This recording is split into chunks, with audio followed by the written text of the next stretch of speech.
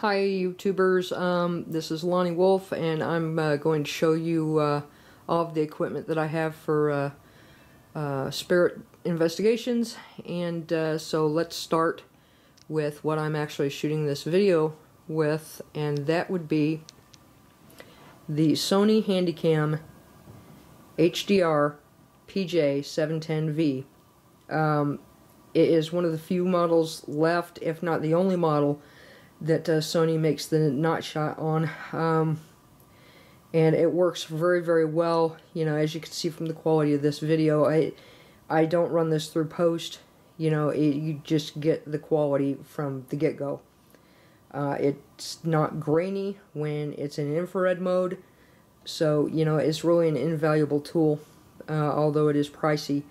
New, it's between $800 and $1,200. But you might be able to get lucky and find one on eBay for around $500 or $600.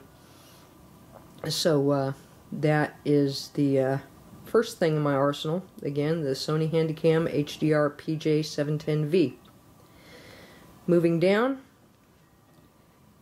we have the Olympus D555i trail cam. I originally bought this because it is also infrared. It shoots day and night shot, has a range of about 30 feet with the infrared. But I bought it because I thought I was going to be able to get good motion detection with it. However, the only thing that it will detect moving is something with a heat signature. So, you know, not so great for getting a door opening or anything like that. But if you want to catch a critter, then this is the thing for you. So what I'm going to do with this is I'm going to set it up to shoot in infrared mode every 30 seconds and just see what we can catch. So there's that, the Olympus D555i. I think I bought it for around $150, $160, and it is new. You know, there again, if you can find it used and you think it's in good shape, go for it. You know, but I don't really know how useful it's going to be in the scope of an investigation, but again, we'll see. Steve Huff uses this, sets it up in his bedroom at night. You know, honestly, it's catching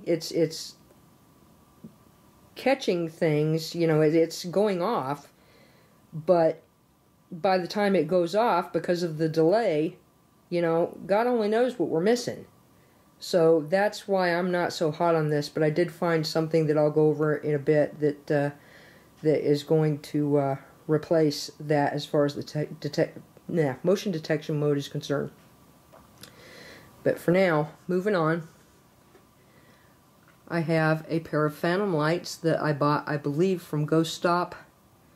The one on the left is my supplemental infrared light, and the one on the right is a full spectrum light for to get both UV and infrared light spectrums. So that will go with the next thing I'm going to show you, which is my GoPro full spectrum camera.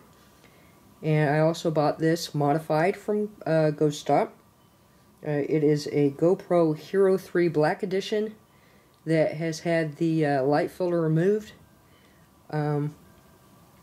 It retailed for about $500. Again, pricey, but it's full spectrum.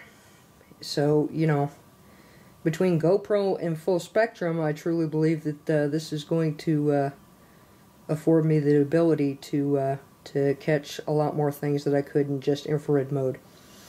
So there it is again, the GoPro Hero 3 Black that has been modified for UV. And then here are my two spirit boxes, the PSB7s. One is the standard PSB7, and the other one is the PSB7 that only works on FM. This, the detuned model. Frankly, I don't like it. I've used it a couple of times. I'm not going to waste my time with it anymore. The responses that I did get were choppy and all but unintelligible, so The regular PSB 710 or PSB 7 works very well for me, as you can see from the videos that I've already put up on YouTube. I use it in pretty quick mode, about 200 and 250, and I also put it on reverse so that you know, it shuffles in reverse through the radio stations. So it's a pretty handy tool, and I love using it. And it seems to, the more you use it, the more spirits you seem to attract, who are in turn more willing to talk to you and do something more than just be a smartass. So, yeah, anyway, there it is, the PSB 7. Love it. Have had a lot of conversations with people that I can't see. So, there you go. Let's see. Here's the good old standby K2 meter. I don't really know what to say about this thing, except that there have been times when I was investigating that I have found responses that were not explainable. You know, for instance, I had run a spirit box session, and then afterwards a friend of mine came over while I still had the K2 meter set up, and she wanted to know what it was. So I told her, and I explained to her what the lights were, you know, and I said, and you know, when they go all the way up to the red, sometimes they just stay and like pulse over and over and over again. I had nothing running. It was sitting at green mode just like it is now, and then all of a sudden it just went to red and started rolling over and over and over again, like somebody was grabbing hold of it that I couldn't see. You know, as I was saying, you know, sometimes it'll roll over to red and just keep going, and that's a good indication. So it was like somebody was giving a demonstration for my friend. You know, it's a pretty cool little gadget. It's low cost. It's fairly low tech. But I like it. So I continue to use it, and I'm going to go over another device that I don't actually have yet, that I just ordered, that will replace this in so many ways, but I'll still use this one in conjunction with that, but we'll talk about that in a sec. Okay, now, this is an SD card. It is, as soon as I can, it's not wanting to focus. Come on, baby, focus.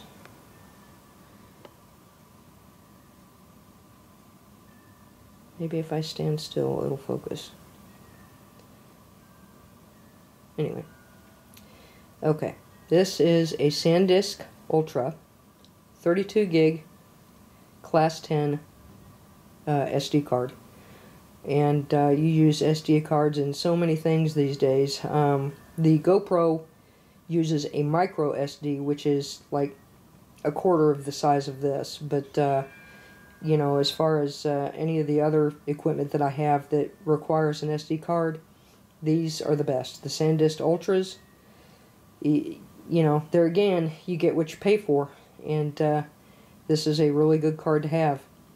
So I've got 3 or 4 of them, and I will never run out of memory as long as I have those things. So anyway, I just thought I'd include that because I think it's important. Now, okay, here's my my recorder. It's one that I've had for a while. It is an Olympus DS30, and you know, it doesn't have all the bells and whistles. You know, it has a little bit of hiss to it, but I'm able to edit that out during post when I'm doing my videos. And so this is what I use to actually record the responses on my spirit box. And I like it. It's easy to use, and it hasn't let me down yet. So there's that, my my recorder. And the next thing that I've got to show you here is something that I just got. Now this is a Logitech webcam. It is the C615. It's brand new. I hook it up to a tablet, and I can put it basically anywhere. It rotates 360 degrees. You can zoom with it, and it captures motion very, very well. I was testing it out the other day, and it captures shadows when you have it set in the right mode. You know, it's just awesome. It cost me about $60 at Walmart. And so if you want something that's going to capture motion that is not generated by heat, you know, this may well be the answer for you. You know, you just put it on a tablet and stick it in a room, you know, start recording. I'm thinking that this is going to be a viable answer for my motion detection recording. So there it is. You know, so you know, who knew, a simple webcam. I certainly didn't think that was gonna be my solution, but I think it is. Okay, now moving on. Headphones. These are V-Moda noise canceling headphones, and they're very sensitive. They work very well. I use these in all of my posts going through my audio files. You can catch a lot of things audio-wise with these, and I love them. You know, again, they're expensive, you know, but you get what you pay for. You know, I think these were about $150. But there again, you know, I mean, this is really the only hobby I have. So, you know, and it's a lot less expensive than, say, showing horses, you know, which I used to do, and I can't afford that anymore. So by golly, I'm gonna spend as much money on ghost hunting equipment as I want, and that's just the bottom line. There again, get what you pay for. Okay, now I didn't pay much for this. This actually is an EM pump that I made. It's nothing more than you know, a plastic box, you know, like a pencil box that you would buy for school. And I lined it with some reflective, you know, I don't know, it's like aluminum foil, but it sticks on the other side. I went and bought a small motor from Radio Shack, and then for the spindle, I took a soda cap, and I cut out notches, I cut it down to fit, and I cut a hole in this magnet that fit the size of the soda cap so that I could mount it onto the spindle. And then I glued rare earth magnets all around. So there's what, 4 or 6 to, well, I lost one there, but it still works. You know, the rare earth magnets, you know, work with this refrigerator magnet that I flipped over and then just glued to the bottom. So, you know, as it's spinning, it reacts with this to create an electromagnetic field. And it works very well. It kicks out a lot of doggone EMF, and whenever I don't use it for my spirit box sessions, I don't get nearly as many responses. You know, that's the bottom line. That's what we're looking for. You know, we're looking for more responses, and if you give them the energy to feed off of, then by golly, you know, if they're there, they will come. But I'll show you. I'm going to include it in this video, but I'm not going to do it right now because it's kind of a pain in the butt to, you know, plug, you know, put in the battery and, you know, have that going, and I'll show you how much this kicks out versus this EM pump that I bought. You know, I spent $10 on this. I spent $40 or $50 on this, and you know, this pulses EMF, and it doesn't get very high, and this just runs, and it kicks out a lot of EMF. But anyway, I'll show you that later in the video.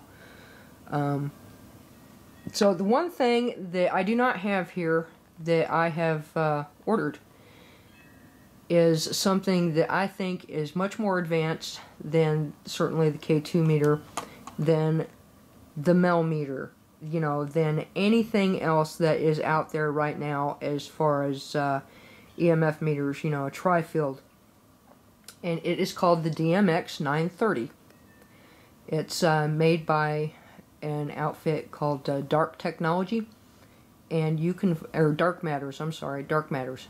I have just ordered it today. I'm going to get it before my investigation next week.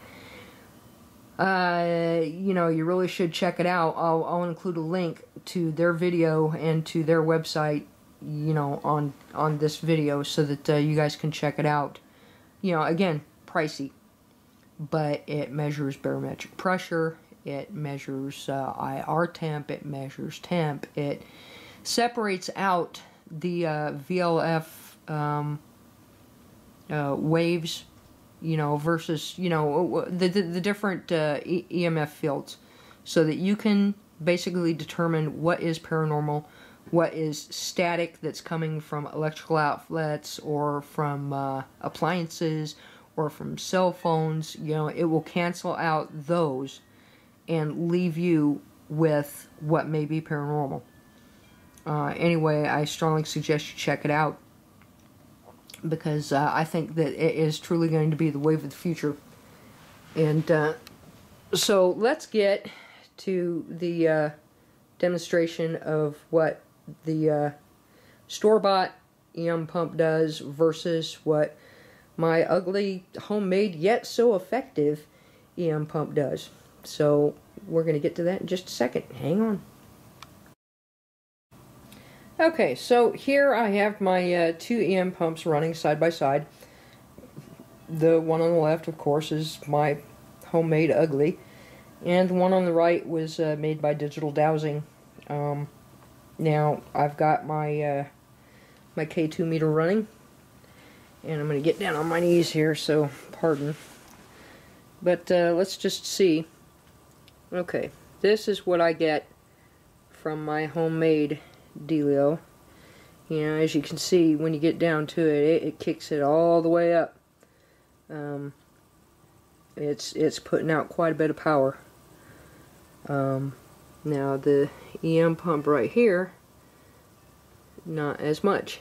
Now it kind of randomly kicks up, you know, but it doesn't. It supposedly, the random pulsing will attract spirits. I'm not necessarily convinced of that, but I know this baby gives them lots of juice to feed off of. Will this EM pump that I bought from Digital Dowsing work during an investigation? We'll find out. I'm going to have both running because I don't want to miss any activity. But you know, it's any power is better than none at all, I guess. I'll have them running in different rooms, and we'll see what happens. So, but yeah, this bad boy, it kicks out some serious energy, and as I said earlier, when I have it running, and now see it's kicking up faster. It's now I'm pulling it up and up and up, and there, you know, I'm probably 2 feet away from it, and now it's, as I slowly come back down, there you go. Now that's about 8 to 10 inches from the unit. On this side, here, let's kick this away.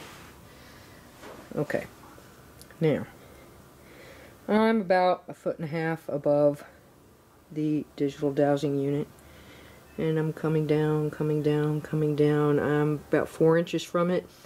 I'm not picking up anything. I have it sitting on top, and it's starting to, you know, do its little pulsing thing.